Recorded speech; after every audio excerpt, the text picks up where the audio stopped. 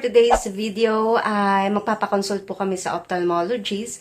Ipapacheck namin kung nakakakita ba talaga si Megumi or kailangan i-correct yung eyesight niya or hindi siya nakakakita. So, malalaman namin today. Hinintay lang namin si Lolo, ang lolo ni Megumi, ang aking father, kasi siya ang aming magiging service for today. At tinid ko na muna si Megumi para naman busog siya bago kami umalis. Baka kasi pumila kami pagdating doon. Kaya kita-kits later, we'll update you with our video. Uy, wala na naman. Hi anak, parating na si Lolo. Ready ka na ba? Ready na ba ang baby ko na yan? A big girl na. Ang cute-cute naman ng baby ko. Ay, sleepy na ang baby, oh. Sleepy na, oh. Wait lang natin si Lolo po. At pagkadating nga ni Papa ay agad na kaming umalis papunta sa SM San Mateo. Kasama ko rin ang aking kapatid na siyang mag-a-assist sa pagbibitbit ng mga gamit namin ni Megumi.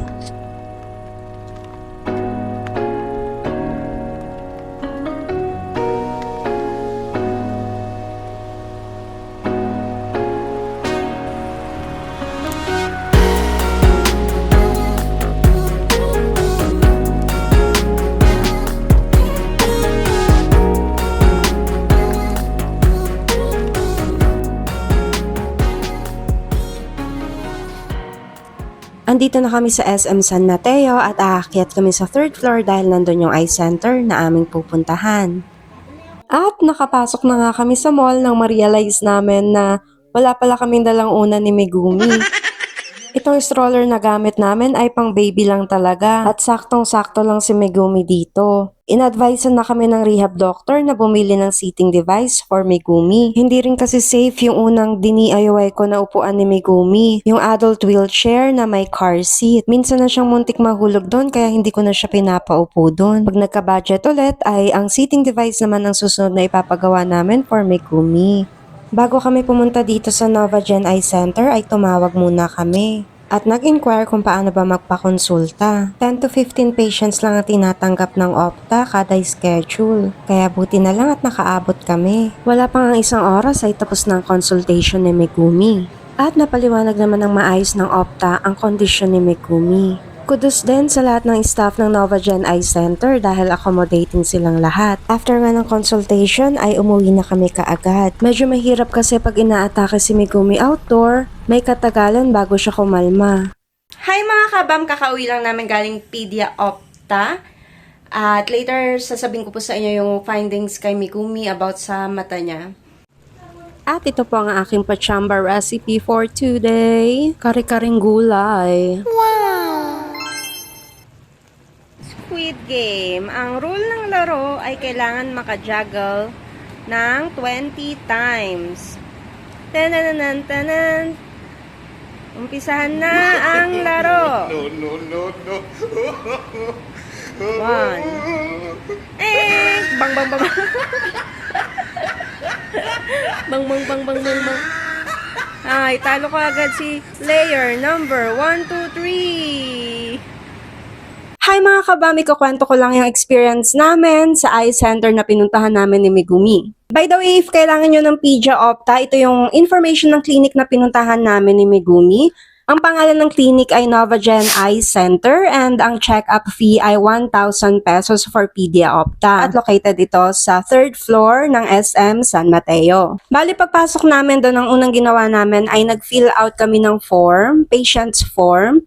And then, naghintay na lang kami matawag ng doktor. Ang maganda sa clinic ay limited lang yung patient na ina-accept nila kaya hindi ka maghihintay ng matagal. Kaya parang wala pa kaming isang oras doon sa clinic na kauwi na kami kaagad. Nung tinawag na si Megumi ng doktor, ang unang ginawa sa kanya ay inilawan ng flashlight yung dalawang mata niya and hindi siya nagre-react talaga sa light and hindi siya nasisilaw. Doon pa lang sinabi na ni Doc na hindi siya nakakakita. And then sabi ni Doc, meron daw dalawang klase or dalawang reason kung bakit hindi nakakakita. It's either may eye problem, sa mata mismo yung problema, or sa brain yung may problema. Ang next step na pinagawa kay Megumi ay may pinatak sa mata niya para mag-dilate yung pupil. And then nag-wait kami ng mga ilang minutes. Nung nakita na ni Doc na dilated na yung pupil ni Megumi, chinek niya ulit ito gamit yung parang magnifying glass. Parang sinilip niya yung mga nerves sa mata ni Megumi. And sabi ni Doc, kung mata lang ni Megumi yung pagbabasehan, ay nakakakita siya. As in, healthy yung mata ni Megumi. So, parang nung una na-confuse ako kasi nung sinabi ni Doc, healthy yung mata ni Megumi. Parang sabi ko, ibig sabihin, sa isip ko lang, ibig sabihin, pwede pa siyang makakita. Tapos yung dinugtungan ni Doc na dahil hindi nga pinaprocess ng brain ni Megumi yung mga nakikita niya, blind pa din siya. Considered as blind pa din siya. And tinanong ko si Doc kung brain ba yung problem ay may pag-asa pa bang makakita si Megumi. Ang sagot ni Doc ay depende daw sa brain development ni Megumi at depende din sa severity ng brain damage niya. Ang sabi ni Doc, hindi na daw cover ng scope niya yon since brain na nga yung may problem. Ang makakasagot daw sa tanong ko ay yung neuro ni Megumi. So, back to neuro na naman kami. Sa med certificate ni Megumi, ang nakalagay dito or ang diagnosis sa kanya ay apparently blind child, probably secondary to central nervous system lesions. Otherwise, normal ophthalmic findings. So, yung mata niya normal, blind siya kasi nga hindi pinaprocess ng brain niya kung ano man yung nakikita niya.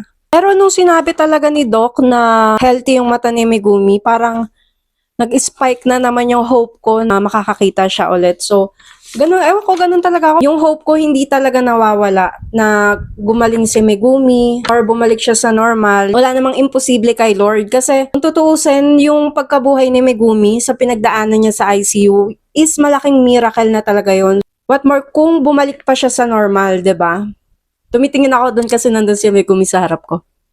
So, what more kung bumalik pa siya sa normal, super duper grabing milagro na yun from God. And kung hindi man, thankful pa rin ako kay God kasi binigyan niya ako ng chance na makasama ko pa ng mas matagal si Megumi. Kasi kung iisipin mo kung last year, iba yung naging story ni Megumi, ay hindi ko alam. Siguro ngayon super depressed ko, ganyan. Hindi ko alam kung anong magiging life without yung anak ko. Pero kung ano man yung mangyayari, lift up ko na lang talaga kay Lord.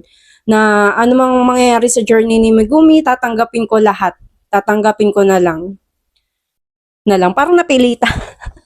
Tatanggapin ko kasi kahit ganito na talaga yung sitwasyon namin, alam nyo, parang ang hirap-hirap. Pero deep inside, parang feeling ko ang blessed, super blessed pa din. Kasi may mga taong tumutulong. As in yung, alam mo yung kasabihang God will provide. Ayun, grabe talaga. Ako wala akong work na talagang permanent work. Sideline lang ako sa buy and sell. Pero nakaka-survive kami, nakakakain kami, nakakapagpa-check up si Megumi. Somehow nakakabili siya ng mga gamot, medical supplies, dahil may tumutulong sa amin. Parang hindi ko na tinitingnan yung hirap ng kalagayan namin. Doon ako sa positive side na, oh my God, parang super blessed pa din namin kahit ganito na yung sitwasyon namin. So, sa mga parents na katulad ko na may anak kayo na special child, bedridden, kamag-anak, asawa nyo man, yes, mahirap yung sitwasyon, pero mas mahirap siya kapag dinibdib mo lalo.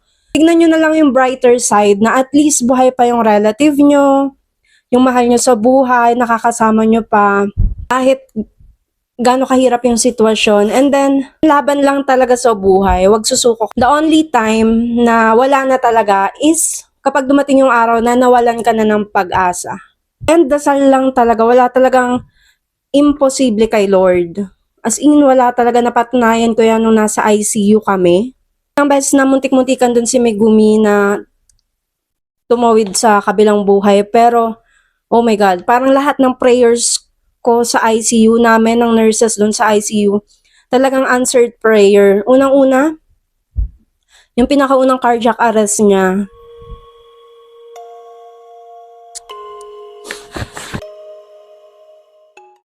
And that's it for today's video mga kabam. Laging tandaan na challenging ang buhay pero laban lang. Kung bago ka pa lang sa aming channel, please subscribe. Hit nyo na rin yung notification bell para lagi kayong updated sa mga bago naming upload. See you on our next vid! For this beautiful journey, thank you for the